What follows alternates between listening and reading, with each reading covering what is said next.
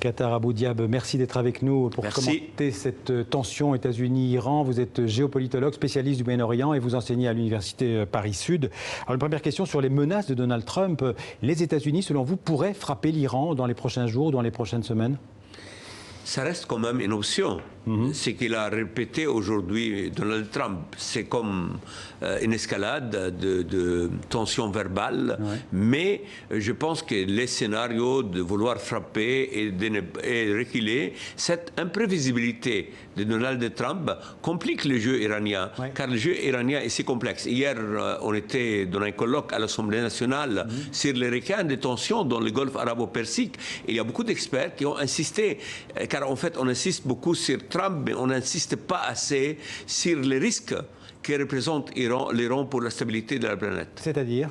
C'est-à-dire que l'Iran intervient dans plusieurs endroits. L'Iran menace la sécurité de plusieurs États et la sécurité énergétique et la sécurité dans cette zone très sensible. Justement, pourquoi Donald Trump met-il autant la pression sur l'Iran aujourd'hui? Parce que d'après l'Agence internationale de l'énergie atomique, l'Iran respecte ses engagements nucléaires qui ont été décidés dans l'accord de 2015. Oui, mais cet accord se termine en 2025. Qu'est-ce qu'on fait après 2025? Et en même temps, l'Iran a profité, au lieu de donner l'argent venu de la fin des sanctions pour son peuple, pour le développement de l'Iran, il l'a dépensé pour des programmes militaires intéressants comme les missiles balistiques et aussi en aidant des groupes armés très dangereux, le Hezbollah au Liban, les Houthis au Yémen ou les gens en Irak. Ce sont des groupes qui déstabilisent la zone. Mais est-ce que ça justifie éventuellement des frappes américaines sur l'Iran? Écoutez, le problème, c'est la thèse américaine. C'était un avion américain qui passe dans l'espace international. La thèse iranienne... Un drone, vous voulez dire? Un drone, exactement.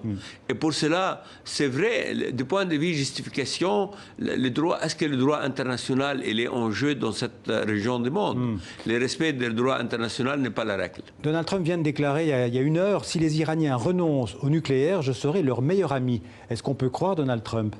Oui, pourquoi pas. Il a essayé la même chose avec Kim, qui est devenu son meilleur ami, mais sans rien prendre de Kim. Donc, quand même, pour un pays comme les États-Unis, la seule grande puissance du monde, on ne peut pas traiter les affaires avec des gens comme les mullahs iraniens, comme agents immobiliers ou comme Est-ce qu'on peut traiter des affaires avec un président aussi imprévisible? Mais c'est ça le problème. Le problème, quand même, en Iran, ils jouent les échecs, ils sont des marchands de tapis et de bazar. C'est très difficile de négocier avec eux si on n'est pas bien menu. Sur la question nucléaire, est-ce que vous pensez, vous, que l'Iran respecte ses engagements pris en 2015? Écoutez, pour le moment, oui.